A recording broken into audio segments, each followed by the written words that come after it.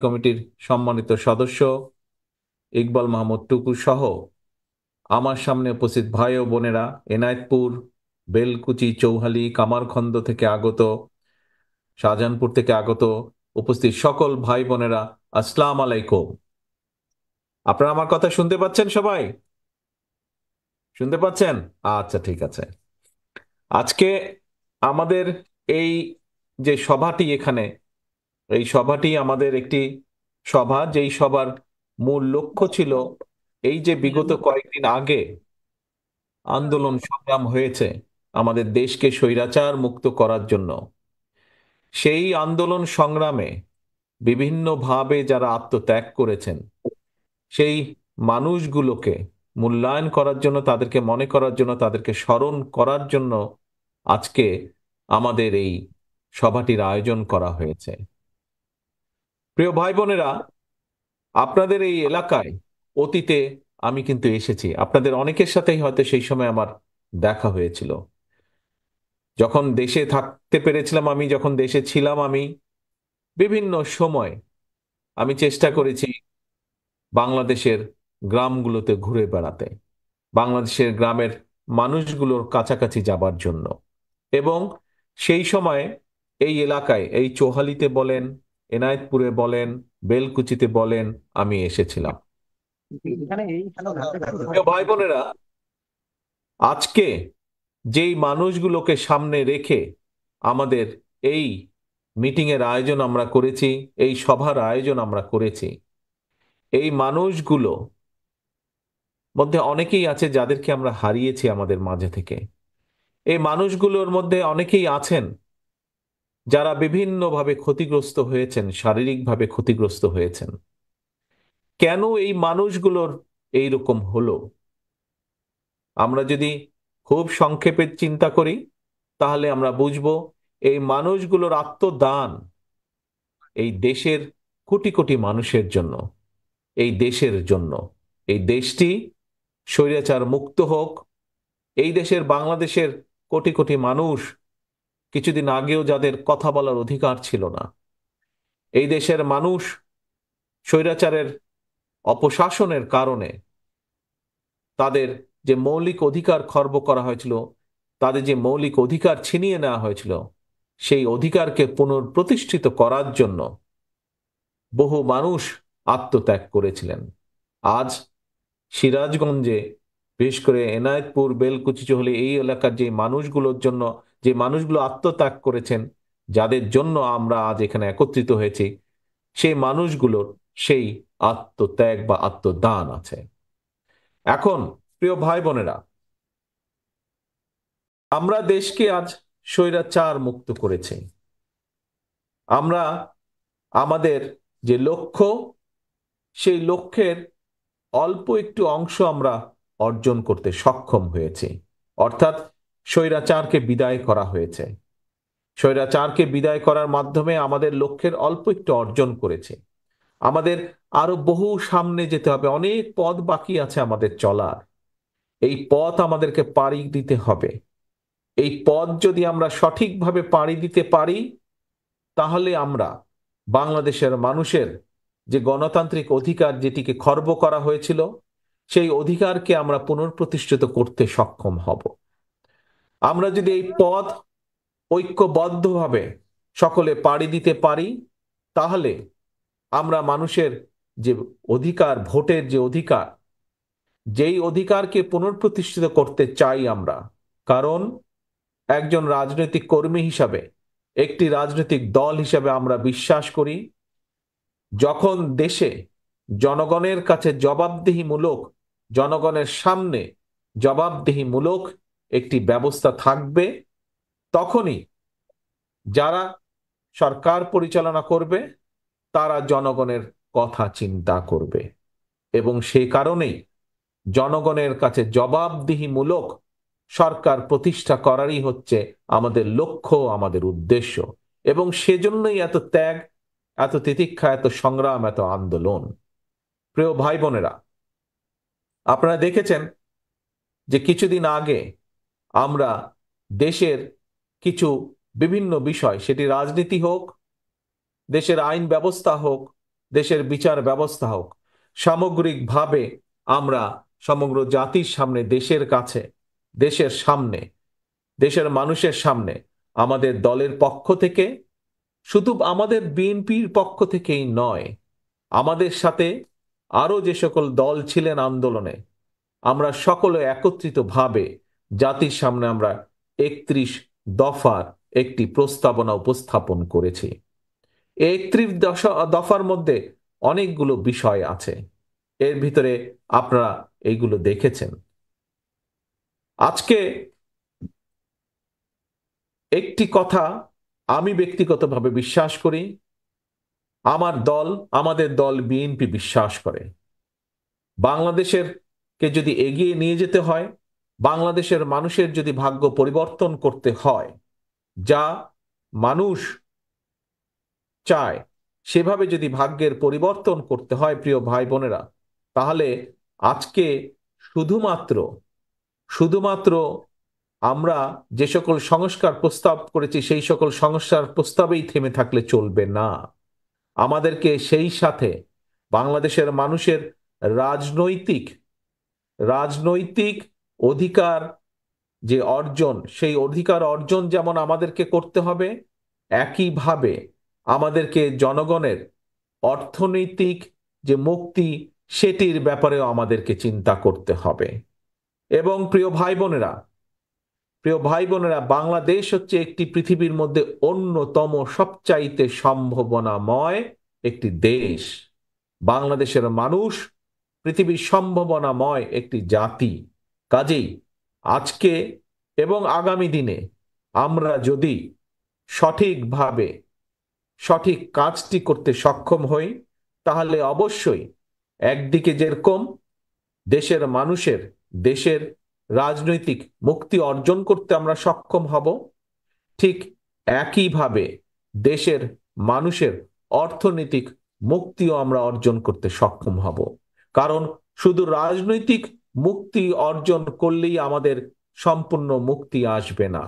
রাজনৈতিক মুক্তি অর্জনের পাশাপাশি এটিকে ফলপ্রসূ করতে হলে, এটির সুফল পেতে হলে আমাদেরকে অবশ্যই পাশাপাশি জনগণের অর্থনৈতিক মুক্তি অর্জনের পথ বা উপায় বাতলাতে হবে। প্রিয় ভাই বোনেরা, একটু আগেই আমি বলেছি যে বাংলাদেশ সামগ্রিকভাবে একটি সম্ভাবনাময় দেশ। বাংলাদেশের মানুষ পৃথিবীর অন্যতম একটি জাতি, যাদের সামনে বিপুল সম্ভাবনা আছে। যদি আমরা ঐক্যবদ্ধভাবে জাতিকে ঐক্যবদ্ধ করে যদি আমরা এগোতে পারি, অবশ্যই আমরা এই জাতির যেমন রাজনৈতিক মুক্তি যেমন অর্জন করতে সক্ষম হব, পাশাপাশি আমরা জাতির জন্য, দেশের মানুষের জন্য অর্থনৈতিক মুক্তি অর্জন করতে সক্ষম হব। প্রিয় ভাই বোনেরা, আজকে আমরা এই এনায়েতপুরে আমরা এই জনসভাটি করছি, যদিও একটু আগে প্রচুর বৃষ্টি হয়েছে, বৃষ্টির আগে এই মাঠে আরো হাজার হাজার মানুষ ছিলেন, বৃষ্টির কারণে অনেকেই চলে যেতে বাধ্য হয়েছেন। কিন্তু আমরা যদি আপনারা যেই মাঠে দাঁড়িয়ে আজকে আপনারা বক্তব্য শুনছেন, যেই মাঠে বসে আমরা এই জনসভার আয়োজন করেছি, আমরা যদি আমাদের আশেপাশে তাকাই, বিশেষ করে এই এলাকার দিকে যদি আমরা তাকাই, তাহলে আমরা কয়েকটি জিনিস দেখতে পাই। সম্ভাবনাময় একটি এলাকা আমরা দেখতে পাই সামগ্রিকভাবে। এই সিরাজগঞ্জের অন্য অন্য এলাকাগুলো সম্ভাবনাময়, কিন্তু আপনাদের আশেপাশে আমরা যদি বেলকুচির কথা বলি, আমরা যদি চৌহালির কথা বলি, কামারখন্দের কথা বলি, আমরা এই এলাকাগুলোকে সম্ভাবনাময় দেখি। আপনাদের এলাকার নাম আসলেই আমাদের সামনে ভেসে উঠে কি? তাঁত শিল্পের কথা, তাঁতের কথা আমাদের সামনে ভেসে উঠে। প্রিয় ভাই বোনেরা, আজকে এই শিল্পের সাথে বহু হাজার হাজার মানুষ জড়িত। আপনাদের নিশ্চয়ই খেয়াল আছে অনেকের 71 সালে দেশনেত্রী খালেদা জিয়ার নেতৃত্বে যখন বিএনপি সরকার গঠন করতে সক্ষম হয়, সেই সময় সরকার গঠনের সাথে সাথে কিন্তু এই দেশের কৃষককে সহযোগিতা করার জন্য দেশনেত্রী খালেদা জিয়া একটি সিদ্ধান্ত নিয়েছিলেন। উনি 5,000 টাকা পর্যন্ত সেই সময় 91 সালে, হয়তো আমার সামনে এখানে অনেকেই আছেন সেই সময় হয়তো অনেকেই 91 সালে হননি, আপনারা জন্ম হননি, পরবর্তীতে হয়েছেন, কিন্তু পিছনে আমি আরো বহু মানুষকে দেখতে পাচ্ছি, বেশ কিছু মুরব্বীকে আমি দেখতে পাচ্ছি যাদের এই ঘটনাগুলো মনে আছে। কি ছিল? 5,000 টাকা পর্যন্ত কৃষি ঋণ সেদিন খালেদা জিয়া মৌকুফ করেছিলেন। কৃষি ঋণ, সম্পূর্ণ ঋণ 5,000 টাকা। 10,000 টাকা পর্যন্ত কৃষি ঋণের সুদ মৌকুফ করেছিলেন। 25 বিঘা পর্যন্ত কৃষি জমির খাজনা মৌকুফ করেছিলেন। প্রিয় ভাই বোনেরা, এরকম অনেক কিছু আছে, কিন্তু আমি একটি উদাহরণ, এই উদাহরণটি টানলাম একটি বিষয় বোঝানোর জন্য। কি সেই বিষয়? অর্থাৎ বিএনপির লক্ষ্য এবং উদ্দেশ্য হচ্ছে মানুষের পাশে দেশে দাঁড়ানো। বিএনপির কাছে যখন সুযোগ থাকে, বিএনপি চেষ্টা করে মানুষের পাশে দাঁড়ানোর জন্য। বিশেষ করে আমরা সকলেই জানি বাংলাদেশের অধিকাংশ মানুষ গ্রাম অঞ্চলে, জেলা শহরগুলোতে বাস করেন। কাজেই এই মানুষগুলোকে কিভাবে সহযোগিতা করা যায়, কিভাবে তাদেরকে স্বাবলম্বী করে গড়ে তোলা যায়, কিভাবে তাদেরকে সহযোগিতা করা যায়, সেটিই থাকে বিএনপির পরিকল্পনা, সেটিই থাকে বিএনপির চিন্তা। সেজন্যই প্রিয় ভাই বোনেরা, এই যে একটু আগে বললাম, আপনাদের এলাকার নাম যখনই আসে, যখনই আমরা বেলকুচির নাম শুনি, যখনই আমরা চোহালির নাম শুনি, যখনই আমরা কামারখন্দের নাম শুনি, তখনই আমাদের সামনে প্রথমে, আরো অনেক কিছু আছে কিন্তু প্রথম যেটি ভেসে উঠে চোখের সামনে সেটি হচ্ছে তাঁত শিল্প। এই তাঁত শিল্প থেকে আমরা শাড়ি বানাচ্ছে আমাদের কারিগররা। এই তাঁত শিল্পের মধ্যে থেকে লুঙ্গি বলেন, গামছা বলেন, বিছানার চাদর। কিন্তু আমি চাই যে ইনশাল্লাহ, আমার যেটি ইচ্ছা, ইনশাল্লাহ বাংলাদেশের মানুষের সমর্থন নিয়ে বিএনপি আগামীতে সরকার গঠন করলে, এই আগামীর বিএনপি সরকার এই তাঁত শিল্পের পেছনে এসে দাঁড়াবে, তাঁতিদের পিছনে এসে দাঁড়াবে, তাদেরকে সহযোগিতা করবে। কারণ কারণ এইখান থেকে যেই চাদর তৈরি হচ্ছে, এখান থেকে যেই শাড়ি তৈরি হচ্ছে, যে লুঙ্গি তৈরি হচ্ছে, প্রিয় ভাই বোনেরা, আজকে সারা পৃথিবীতে আমাদের বাংলাদেশের মানুষ ছড়িয়ে ছিটিয়ে আছে। সারা পৃথিবীতে বহু দেশে, প্রায় সব দেশে কোটি কোটি বাংলাদেশের মানুষ, বাংলাদেশিরা বসবাস করছেন।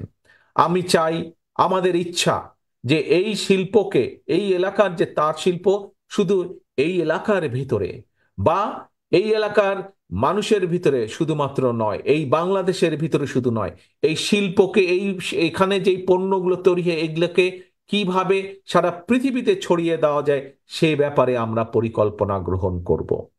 প্রিয় ভাই বোনেরা, আপনাদের আপনাদের এই এলাকার আরো কয়েকটি সম্ভাবনাময় পণ্য রয়েছে। যেমন আমরা জানি চৌহালির চীনা বাদামের কথা। চুয়ালিতে চীনা বাদাম হয় না প্রচুর? চীনা বাদাম হয় চুয়ালিতে। এখন প্রিয় ভাই বোনেরা, এই চীনা বাদাম এই চীনা বাদাম তো পৃথিবীর, এই যে আমি বাধ্য হয়ে, এই যে বহু বছর, 15 বছর, গত এক যুগেরও বেশি সময় ধরে এখানে পড়ে আছে, এই দেশে পড়ে আছে। এই দেশের যখন বাজাই সদাই করতে যাই, সংসারের জন্য বাজার সদাই করতে যাই, তখন দেখি বড় বড় যে দোকানগুলোতে সেখানে বাদাম দেখা যায়, এই যে চীনা বাদাম দেখা যায়। কিন্তু এই চীনা বাদাম দেখি বিভিন্ন দেশ থেকে আসে। কয়দিন আমি খুঁজেছি যে বাংলাদেশ থেকে চীনা বাদাম আসে নাকি, প্যাকেটের মধ্যে লেখা আছে কিনা, কিন্তু পাইনি। প্রিয় ভাই বোনেরা, আমরা কি চিন্তা করতে পারি না, এই যে চোহালির যে চীনা বাদাম, কেন এই চীনা বাদাম শুধু চোহালি বা শুধু সিরাজগঞ্জ বা শুধু উত্তরাঞ্চলের মধ্যে সীমাবদ্ধ থাকবে? কেন এই চীনা বাদাম যারা চাষ করেন সেই কৃষকদের পাশে কেন সরকার এসে দাঁড়াবে না? কেন চৌহালির চীনা বাদাম, আজকে যদি বাংলাদেশের কাপড় বিদেশে রফতানি হতে পারে, তাহলে কেন চৌহালির চীনা বাদাম বিদেশে রফতানি হবে না? আমাদেরকে এই বিষয়টি চিন্তা করতে হবে, এই সম্ভাবনার বিষয়টি চিন্তা করতে হবে। আমরা অবশ্যই পারি, আমরা যদি সকলে মিলে ঐক্যবদ্ধভাবে চেষ্টা করি, আমরা যদি পরিকল্পনা গ্রহণ করতে পারি, তাহলে চৌহালির চীনা বাদাম আমরা বিদেশে রফতানি করতে সক্ষম হব, এবং সেটিকেই আমাদের লক্ষ্য সামনে নিতে হবে। আমরা যেদিন সক্ষম হব চৌহালির চীনা বাদাম বিদেশে রফতানি করার জন্য, আমরা সেদিন কৃষকদেরকে যেরকম সহযোগিতা করতে পারবো, চীনা বাদাম রফতানি করার জন্য ছোট ছোট মিল কারখানা হবে, সেখানে বহু তরুণ যুবক সেখানে কাজ করতে সক্ষম হবেন। বহু মা বোনদের, বহু বোনদের সেখানে কর্মসংস্থানের ব্যবস্থা হবে। আমরা চাই দেশে মানুষের কর্মসংস্থানের ব্যবস্থা করতে। আমরা চাই দেশে বেকার সমস্যার সমাধান করতে। শুধু বিদেশেই আমাদের ছেলে মেয়েদেরকে আমরা পাঠাবো না, আমরা দেশেও দেশের যে সম্ভাবনার বিষয়গুলো আছে সেই সম্ভাবনার বিষয়গুলোকে আমরা অ্যাড্রেস করব, সেই সম্ভাবনার বিষয়গুলোকে আমরা সামনে নিয়ে এসে মানুষের কর্মসংস্থানের ব্যবস্থা করব। প্রিয় ভাই বোনেরা, আপনাদের এখানে আরেকটি কৃষি দ্রব্য উৎপাদিত হয়। কি সেটি? চোহালি আশেপাশের এলাকাগুলোতে, এই এলাকায় উৎপাদিত হয় রসুন, তাই না? রসুন হয় না এখানে বহু এলাকায়? এই রসুন উৎপাদনকে আমাদের বাড়াতে হবে পৃথিবীর বহু দেশে। এই দেশে, আমি যেই দেশে, এই যুক্তরাজ্যে বসবাস করছি, এখানে তো রসুন উৎপাদিত হয় না, কিন্তু বাজারে গেলে আপনি রসুন পাবেন। রসুনের দাম যে প্রতিদিন বেড়ে যায় তাও না, এরা বিদেশ থেকে রসুন নিয়ে আসে এদের দেশের মানুষের জন্য। তাহলে বাংলাদেশের রসুন কেন যেতে পারবে না? বাংলাদেশের চাহিদা পূরণ করে বাড়তি চাষ আমাদেরকে করতে হবে, যাতে আমরা বাংলাদেশের রসুন বিদেশে আমরা পাঠাতে সক্ষম হই। এতে যেভাবে একদিকে কৃষক উপকৃত হবে, কৃষক স্বাবলম্বী হবে, ঠিক একইভাবে আমরা আমাদের রফতানি শিল্পকেও গড়ে তুলতে সক্ষম হব। প্রিয় ভাই বোনেরা, আগে যখন এই আমার এলাকায় যেতাম, বগুড়ায় যেতাম, কখনো আগে ফেরি পার হয়ে যেতাম, যমুনা ব্রিজ হবার পরে যমুনা ব্রিজ দিয়ে পার হয়ে যেতাম, সিরাজগঞ্জ পাবনার পাশ দিয়ে যখন যেতাম, মাইলের পর মাইল একটি ফসল দেখতাম, হলুদ হয়ে থাকতো সারা মাঠ। কি সেটি? সরিষা। সরিষা হয় না আপনাদের এলাকায়? আশেপাশে প্রচুর সরিষা হয়। এখন প্রিয় ভাই বোনেরা, এই সরিষা পৃথিবীর বহু দেশে সরিষা হয়, পৃথিবীর বহু দেশের সরিষা অন্য অন্য দেশে রফতানি হয়। আজকে আমাদেরকে লক্ষ্য নিতে হবে, এই সরিষার উৎপাদন বাড়াতে হবে আমাদেরকে। এই সরিষার উৎপাদন বাড়ানোর মাধ্যমে শুধু দেশের চাহিদা না, আমাদেরকে বিদেশের চাহিদা বিদেশেও আমাদেরকে পাঠাতে হবে। প্রিয় ভাই বোনেরা, আপনারা যে কথাগুলো এতক্ষণ আমার কাছ থেকে শুনলেন, এই কথাগুলো আমি কেন বললাম আপনাদের সামনে? এই কথাগুলো আমি বললাম এই কারণেই যে হ্যাঁ, আমরা আন্দোলন করেছি, আমরা সংগ্রাম করেছি, আমরা স্বৈরাচারকে বিদায় করেছি, আমরা মানুষের ভোটের অধিকার ইনশাল্লাহ পুনঃপ্রতিষ্ঠিত করব। কয়দিন আগে আমি বলেছিলাম, মানুষের ভোটের অধিকার যতদিন পুনঃপ্রতিষ্ঠিত না হবে, বিএনপির আন্দোলন ততদিন পর্যন্ত অব্যাহত থাকবে। কিন্তু একই সাথে একই সাথে আমি এই কথাটাও আপনাদের সামনে বলেছি যে শুধু আন্দোলন সংগ্রাম না, আন্দোলন সংগ্রামের মাধ্যমে যেমন আমরা স্বৈরাচারকে বিদায় করে মানুষের ভোটের অধিকার প্রতিষ্ঠিত করতে চাই, একইভাবে বাংলাদেশের মানুষের অর্থনৈতিক মুক্তির সংগ্রামে আমাদেরকে সফল হতে হবে। বাংলাদেশের মানুষের বেকার সমস্যার সমাধান করতে হবে, ফসলের উৎপাদন দ্বিগুণ করতে হবে, বাংলাদেশে ছোট ছোট বলেন মাঝারি বলেন শিল্প স্থাপন করতে হবে, যাতে এই দেশের অর্থনৈতিক বুনিয়াদ আমরা শক্তিশালী করে গড়ে তুলতে পারি, যাতে এই দেশে মানুষের বেকারের সমস্যার সমাধান আমরা করতে পারি। কিন্তু প্রিয় ভাই বোনেরা, আমাদেরকে যদি এই কাজগুলো করতে হয়, আমাদেরকে যদি দেশের মানুষের রাজনৈতিক যে অধিকার সেটিকে যদি পুনঃপ্রতিষ্ঠিত করতে হয়, আমাদেরকে যদি বাংলাদেশের মানুষের মুক্তির যে মুক্তি, অর্থনৈতিক মুক্তি, সেটিকে যদি অর্জন করতে হয়, আমাদেরকে সকলকে ঐক্যবদ্ধ থাকতে হবে, আমাদেরকে ধৈর্য ধারণ করতে হবে, আমাদেরকে আইন হাতে তুলে নিলে চলবে না, আইনকে আইনের মতন করে চলতে দিতে হবে। প্রিয় ভাই বোনেরা, আমাদেরকে সবচেয়ে প্রথম বিষয় হচ্ছে ঐক্যবদ্ধ থাকতে হবে। আমরা যদি ঐক্যবদ্ধ থাকি, ইনশাল্লাহ বাংলাদেশের মানুষের যে আশা, বাংলাদেশের মানুষের যে প্রত্যাশা, সেটি আমরা পূরণ করতে সক্ষম হব। প্রিয় ভাই বোনেরা, আজকে আজকে আমার ছোট ভাই আলিম এখানে যেই জনসভার আয়োজন করেছিল, শুরুর দিকে বৃষ্টি শুরুর আগে আমরা দেখেছি এই মাঠ ভরা হাজার হাজার মানুষ ছিল। প্রাকৃতিক দুর্যোগের কারণে, বৃষ্টি হওয়ার কারণে অনেক মানুষ চলে গিয়েছে। কিন্তু আমারও আপনাদের সামনে আরো অনেক কিছু বলার কথা ছিল। আজ বহু বছর পরে আবার আপনাদের সামনে আল্লাহর রহমতে কথা বলার সুযোগ পেয়েছি আমি। সেই জন্য বহু কথা বলার ছিল, কিন্তু অনেক মানুষ প্রাকৃতিক দুর্যোগের কারণে এই মিটিংয়ে এই মুহূর্তে থাকতে পারেন নাই।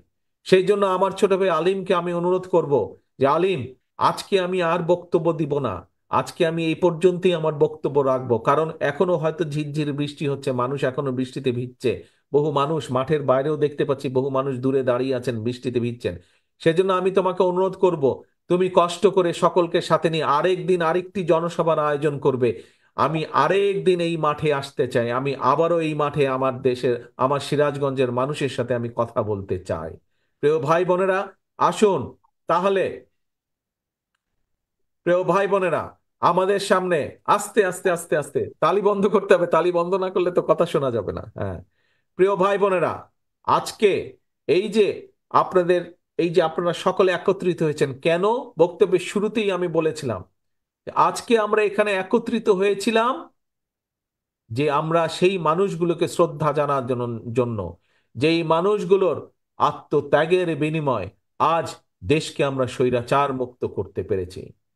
এই মানুষগুলোর আত্মত্যাগ সেদিনই সফল হবে যেদিন আমরা মানুষের ভোটের অধিকারকে পুনঃপ্রতিষ্ঠিত করতে পারবো। এবং শুধু তাই নয়, এই মানুষগুলোর আত্মত্যাগ পরিপূর্ণভাবে সেদিনই 100% সফল হবে যেদিন আমরা বাংলাদেশের মানুষের রাজনৈতিক অধিকার পুনঃপ্রতিষ্ঠার পাশাপাশি আমরা বাংলাদেশের মানুষের অর্থনৈতিক মুক্তিও অর্জন করতে সক্ষম হব।